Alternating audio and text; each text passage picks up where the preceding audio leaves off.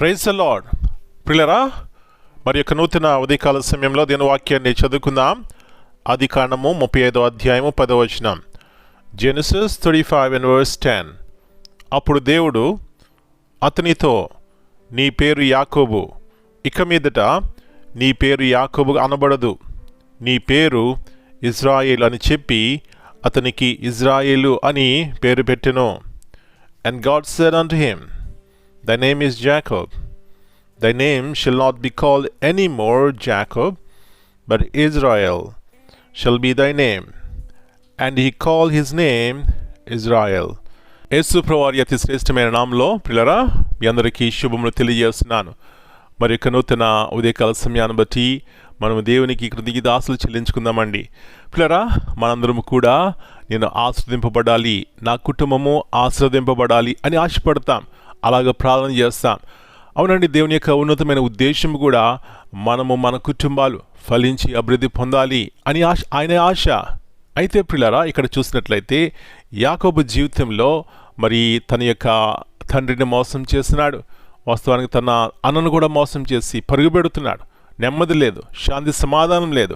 ఇలాంటి తరుణంలో దేవుడు అడిగినాడు, ఏమిటయ్యా నీ పేరు అంటే, నా పేరు యాషావు అనలేదు, లేకపోతే అది ఇది అనలేదు, కానీ యాకోబు అన్నాడు. అంటే తన యొక్క నిజస్థితిని ఒప్పుకున్నాడు. ఎప్పుడైతే యాకోబు తన నిజస్థితిని ఒప్పుకున్నాడో దేవుని ఎదుట ఎలాంటి ఆశీర్వాదం పొందుకున్నాడండి. నా ప్రియ సహోదరి, ఉదయకాల సమయంలో బయటికి మంచిగా కనబడిన మన అంతరంగంలో హృదయంలో ఉన్నటువంటి పాపమును దేవుని ఎదుట ఒప్పుకున్నప్పుడు అప్పుడే నిజమైనటువంటి శాంతి సమాధానము, నెమ్మది, ఆశీర్వాదం మనం చూస్తాం. కాబట్టి యాకోబు ఆశీర్వదింపబడ్డాడు, పోరాడి గెలిచాడు, ఇశ్రాయేలు అనబడ్డాడు. మన జీవితాలను కూడా మన బ్రతుకులు మార్చేటువంటి దేవుడు. ఇలాంటి సర్వశక్తి గల దేవుణ్ణి మనం పూజించాలి, ఆరాధించాలి. రెండవదిగా మన జీవితం ఆయనకి సబ్మిట్ చేసుకున్నట్లయితే దాన్ని బాగు చేస్తారు ఆయన. ఇలాంటి కృప మనందరికీ దేవుడు దయచేయనుగాక. ప్రార్థన చేసుకుందాం. పరలోకమందున్న మా తండ్రి, పరిశుద్ధమైన దేవా, మరి నూతన ఉదయకాల సమయాన్ని బట్టి మీకు వందనాలు చెల్లిస్తున్నాం. అవును నాయన, ఉదయకాల సమయంలో మా ప్రతి ఒక్కరిని ఆశీర్వదించాలని మీరు ఆశపడుతున్నారు. అయితే యాకోబు యొక్క ఆశీర్వాదము ప్రభు ఎప్పుడైతే తన నిజస్థితిని ఒప్పుకున్నాడో తను పొందుకున్నాడు.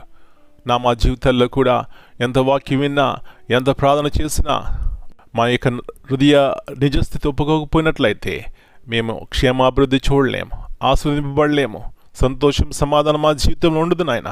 కాబట్టి యాకోబు ఎప్పుడైతే ఒప్పుకున్నాడో గొప్ప జయం చూసినాడు, ఆస్వాదింపబడ్డాడు, తన పేరే మార్చబడింది.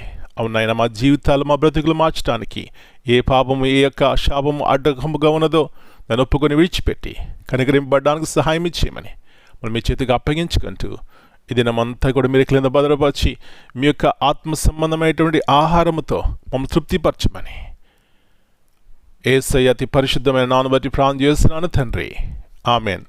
God bless you all.